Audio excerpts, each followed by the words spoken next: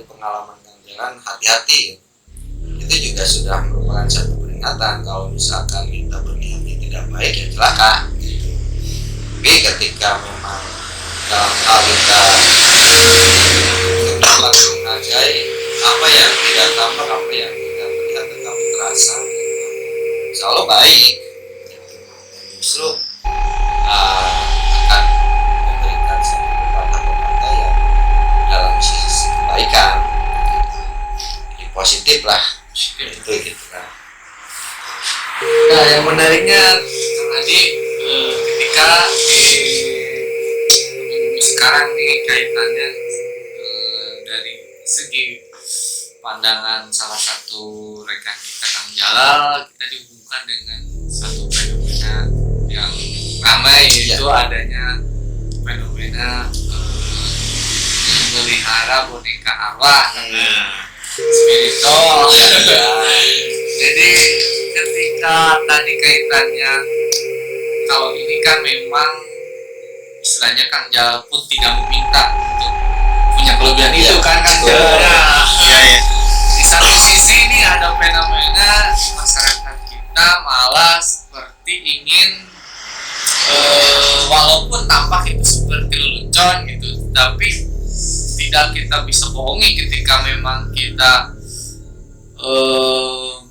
istilahnya mengikuti tren, istilahnya mengasuh spiritual, artinya kan si orang itu ada berkeyakinan terhadap boneka arwah tersebut ya Pak. Dalam artian kalau dulu mungkin mungkin dikemas di dalam zaman sekarang itu adanya boneka arwah dan spiritual ini, atau itu juga nih. Menurut Kang Adi sendiri nih, dengan tren masyarakat melihara spiritual ini, karena bukan main-main Kang Adi, katanya malah sampai ada yang rela membayar mahal gaji pembantu untuk mengurusi spiritual itu. Bagaimana nih Kang Adi dengan fenomena kita, dengan fenomena spiritual di masyarakat kita? Ya mungkin ini salah satu bagian dari kisah yang tidak bisa lepas dalam kehidupan sehari-hari kita ya. Iya. Itu lepas itu dulu dengan peristiwa boneka gelangkung, sekarang bergeser lagi ke dalam spiritual itu atau boneka arwah. Selagi dalam hal-hal yang tadi kembali untuk meyakini kaitan tentang manfaatnya gitu, nilai-nilai positifnya gitu, itu sebagian orang memang menganggap sebagai satu bentuk petunjuk gitu. Satu bentuk petunjuk yang seolah-olah bisa memunculkan daya untuk kita ketika mempunyai sesuatu keinginan, harapan gitu. Dengan adanya boneka ini bisa memaksimalkan kapasitas dalam dirinya lah ketika ingin berusaha atau bercita-cita gitu. Seolah-olah dengan adanya spiritual ini lebih memaksimalkan kemampuan gitu. Namun ya mungkin ini juga bisa jadikan satu pegangan buat teman-teman misteri ya gitu, bahwa jangan sampai yang tadinya spiritual ini sebagai alat untuk membantu mereka semangat-semangat yang bisa lebih maksimal atau petunjuk-petunjuk yang diharapkan, tetapi justru malah mengimani. Nah itu yang tidak boleh itu yang jadi ini ya gitu kan, sehingga nanti bisa menjadikan rukun iman kita bertambah dari 6 jadi 7 mengimani ya, karena memang tetap itu ya dalam mengimani terhadap adanya yang gaib, tapi itu sebagai satu bentuk petunjuk lah petunjuk sehingga bisa lebih memaksimalkan kalau dalam usaha hasilnya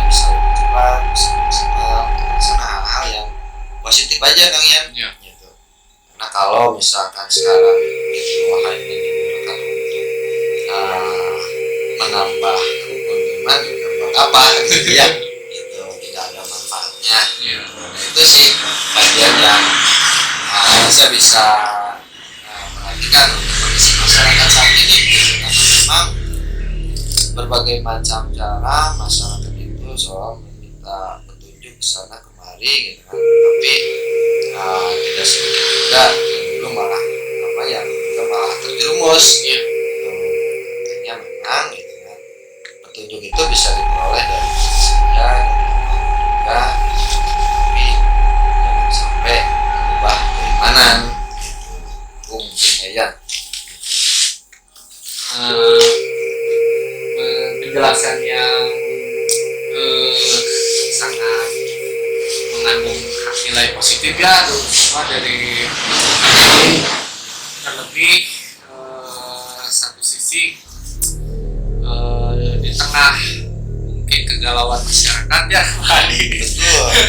Ini merupakan bentuk kegalauan masyarakat, tapi istilahnya kita dengan mudah-mudahan dengan adanya tayangan ini istilahnya share sharing nilai hal-hal yang memang mana yang harus kita lakukan dan mana yang harus kita batas kita dalam mempercayakan sesuatu istilahnya kalau saya lebih hidup sih tren Ya betul. ya betul. Jadi jangan sampai tren itu bisa menggoyahkan iman kita gitu. Malah menjerumuskan. Jadi intinya benar-benar buat ibu semua dengan adanya tren ini tolong perhatikan batas-batasnya, di mana ini bisa memberikan hal positif dan sewajarnya mungkin bisa diterima ya Pak Ade ya bahasanya. Cuman ketika sudah di luar batas, apalagi sampai melewati batas keimanan kita, itulah yang menjadi masalah dan memang menjadi sebuah impact yang negatif dibanding yang memang tadi pengalaman Kang Jalal ini yang memang secara alami terjadinya seperti itu ya Kang Jalal ya. Sisi negatif sebenarnya juga ada. Ada juga sendiri. Nah, sisi negatifnya nih Kang Jalal biar dulu semua juga bisa menarik garis merahnya nih ketika memang ada interaksi dengan suatu makhluk astral, apalagi yang meyakini dalam boneka arwah itu ada makhluk astralnya. Apa nih efek negatifnya nih? Kalau efek negatif Yang Kang Jalal rasa ya? Kalau yang saya rasa, kalau kita meyakini ada satu arwah atau ada satu suatu benda atau boneka, saya bilangnya benda karena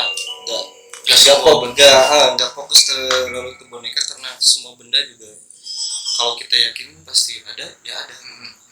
Sisi negatifnya ya kita kalau terlalu meyakinkan, justru itu bakal ada gitu. Jadi sebuah trigger ya malah. Trigger, jadi kayak rumah yang kunci terbuka, lalu kita lupa nutupnya. Kalau menurut saya. Jadi dengan kita meyakini misalkan di benda tersebut kita yakini ada, mereka malah terpancing ya.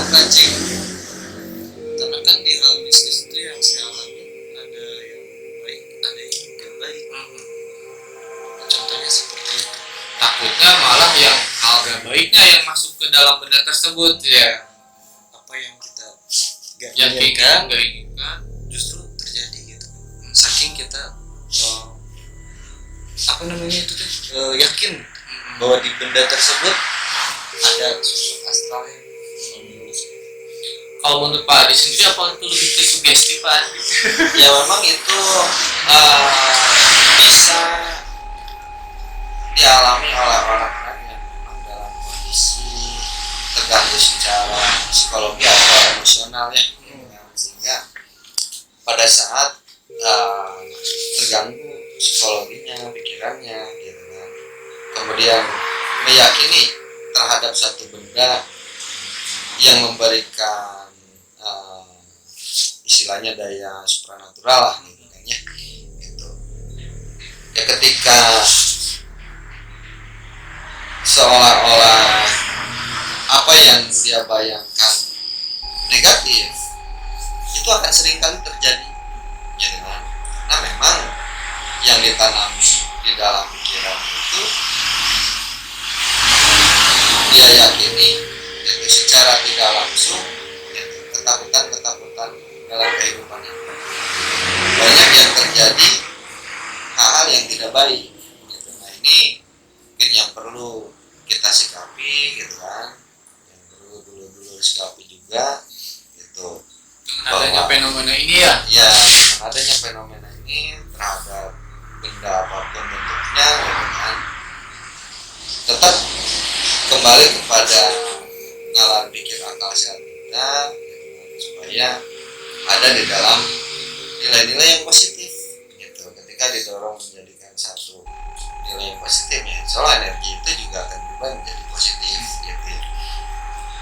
Dan seperti yang mungkin ada tambahan itu kan seperti sosok-sosok ya, Ya. seperti Mbak Kun, Mr. P, itu kan seperti memang hantunya wujudnya itu didesain oleh pemikiran orang Indonesia. Makanya kan di luar negeri itu tidak ada tuh sosok-sosok itu, adanya kan Dracula, adanya vampir gitu ya. Jadi mungkin itu lebih ke sugesti kita, pemikiran kita yang memang memunculkan di dalam alam bawah sadar kita seperti itu yang memang menduganya gitu. Dan itu dimanfaatkan oleh bangsa jin yang memang pandai untuk merubah wujud, dan memang merupakan kelebihan mereka untuk mencari kelemahan pola pikir manusia tadi mungkin ya. Sehingga ketika kita mengkonsepkan di dalam sebuah boneka ya untuk fenomena ini, khawatirnya negatifnya tadi yang seperti Kang Jalal bilang, udah dikonsepkan dalam pikirannya seperti itu, si bangsa jin mencari celah kelemahan itu. Jadi sehingga nggak muncullah dampak negatifnya itu gitu ya. Kalau boleh saya tambahkan ya, karena memang manusia ini tadi lebih tinggi derajatnya dibanding bangsa jin, dan bangsa jin ini mencari celah gitu untuk menyetarakan derajatnya itu. Makanya ya istilahnya mah kita sendiri harus pintar-pintar tadi mengambil sebuah kejadian ini tidak secara informasinya diterima saja begitu saja ya Pak Adi. Betul. Karena kita kalau tadi positif sih itu kita maklumi ya Kang. Tapi ini ketika yang memang sampai berlebihan kan, rela membantu ratusan juta katanya hanya untuk menjaga dan mengurus, sebenarnya kan benda mati kan.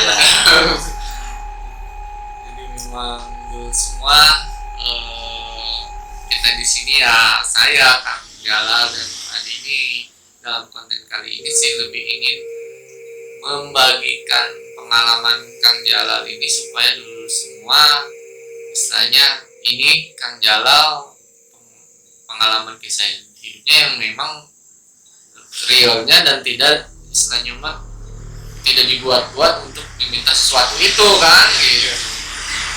Tapi di masa sekarang seolah-olah sesuatu itu ingin dikejar, malah ingin istilahnya malah ingin dicari gitu. Nah inilah yang menjadi suatu, kembali lagi ke dulu semua untuk bijak menanggapi kisah fenomena yang terjadi di masa sekarang.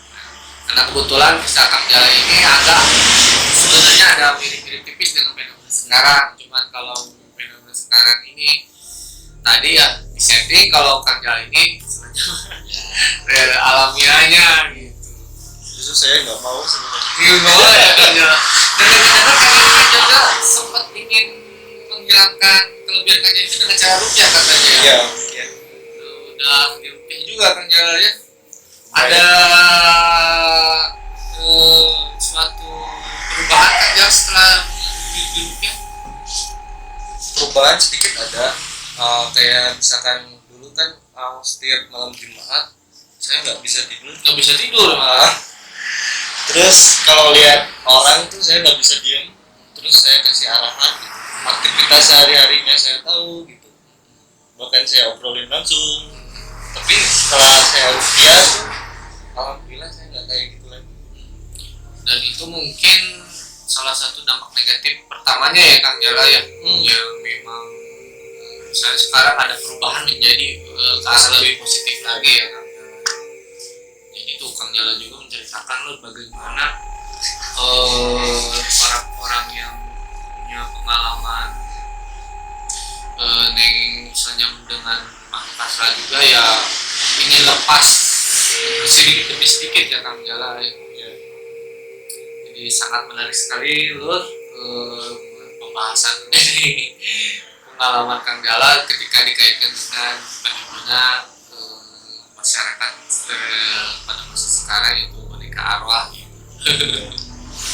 Kang Adi sendiri ada pengalaman mistis kan Kang Adi? Ya sebetulnya kalau bicara pengalaman bisnis, saya yakin sih tentunya dulu pun banyak ya yang pernah mengalami baik disadari ataupun tidak disadari. Hanya memang kaitannya dengan spiritual ini kalau kita sikapi dengan secara bijak, intinya sih keluar dari keputusasaan kan ya. Gitu ya. Bagaimana caranya keluar dari keputusasaan, mencari satu petunjuk gitu. Dimana petunjuk itu bisa dibilang ada keyakinan bahwa spiritual ini bisa memberikan petunjuk-petunjuk yang mereka harapkan gitu, membawa keluar dari keputusasaannya gitu. Nah, kalau untuk saya pribadi gitu kan secara pengalaman mistis gitu, ya itu biasanya tidak lepas juga dari saat seolah-olah sedang sendiri kemudian merenung gitu. Itu seperti ada suara-suara gitu kan, yang mengajak berkomunikasi, tapi ya disitulah sebetulnya ketika kita masih berpegang teguh gitu kan kepada apa yang kita imani, tidak keluar dari iman gitu kan, insya Allah akan memberikan arah-arah yang positif gitu. Karena tidak sedikit juga ketika terbawa oleh suara-suara yang mengajak kepada hal-hal yang negatif, banyak yang pada ujungnya sampai peristiwa bunuh diri gitu kan, sampai ke arah seolah-olah melakukan hal-hal yang di luar nalarnya gitu kan, yang justru malah membahayakan dirinya dan orang lain. Atau juga sempat gitu kan ada yang ngobrol seolah-olah memberikan suatu informasi gitu kan tentang apa yang akan terjadi atau tentang sesuatu yang akan menimpa orang-orang yang kita kenal gitu.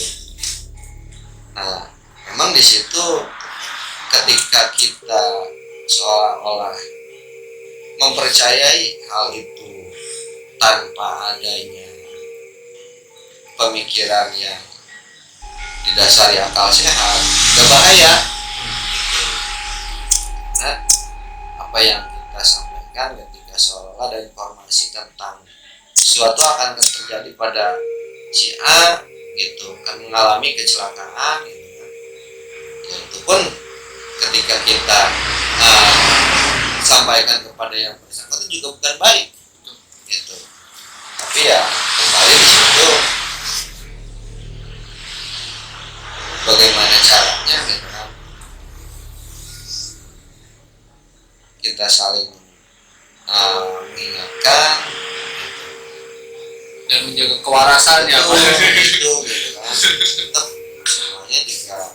harus dalam kendali lah kalau istilahnya gitu. Jangan sampai kita yang terbawa tetapi kita yang harus mengendalikan. Seperti tadi ketika sugestinya sudah dimunculkan terhadap sugesti yang tidak baik, ya itu yang akan terjadi gitu kan, ketidakbaikannya. Tapi pada saat ada hal yang seolah-olah memberikan gambaran atau bisikan yang tidak baik, ya kita segera sangat dengan kebaikan, insya Allah yang baik juga akan terjadi gitu, tidak baiknya tidak akan terjadi. Itu sih Kang ya gitu. Jadi memang dulu semua bicara malam ini benar-benar istilahnya mengandung nilai positif ya dulu semua, dan dari pengalaman Kang Jala, Kang Adi, balik lagi dulu industri misi. Jadi tidak semua hal mistis ini misalnya harus kita terlalu dikaitkan dengan begitu dalam ya untuk kehidupan kita, karena tadi harus kita punya pemikiran yang lebih luas lagi ya karena mengenai menyikapi berbagai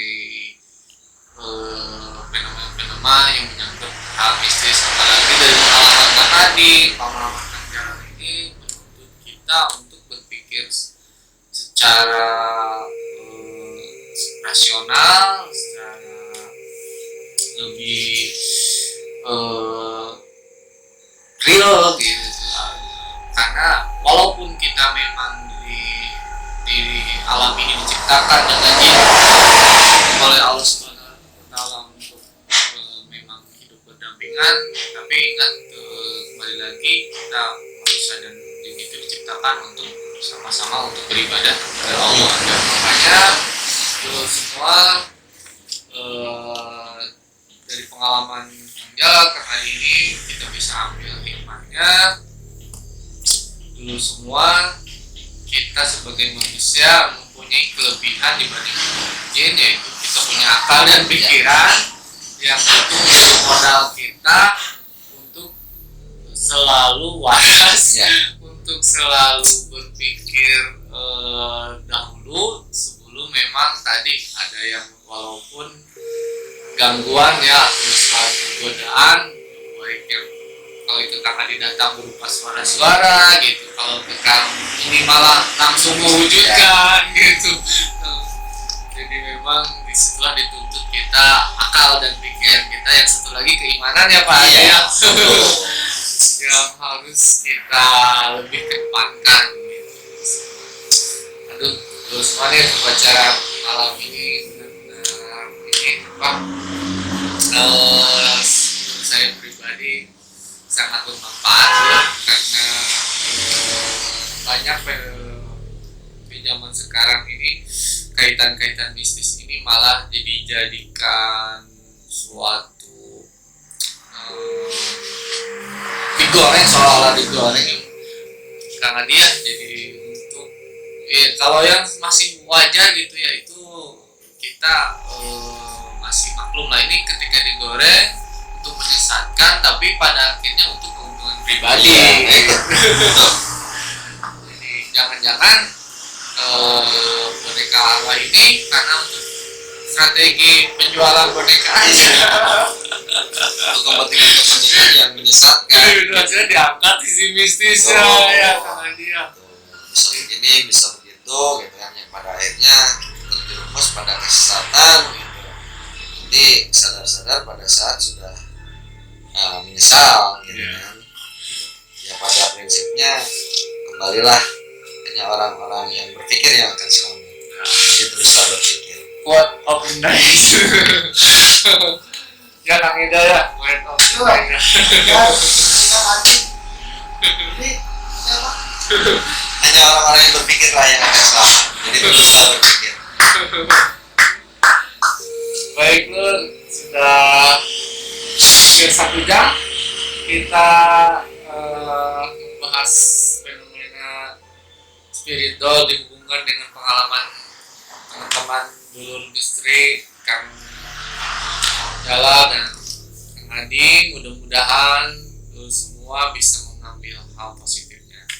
Jangan lupa like, komen, dan subscribe-nya Lur, biar kita makin semangat lagi nih industri untuk membuat konten yang bermanfaat dan berkualitas lagi. Mudah-mudahan kedepannya Tiru Industri bisa terus bikin karya-karya apalagi yang membahas tentang fenomena-fenomena yang sedang ramai. Kebetulan sudah beberapa episode dulur-dulur selanjutnya mengikuti tren-tren yang sedang ramai yang ada kaitannya dengan misteri.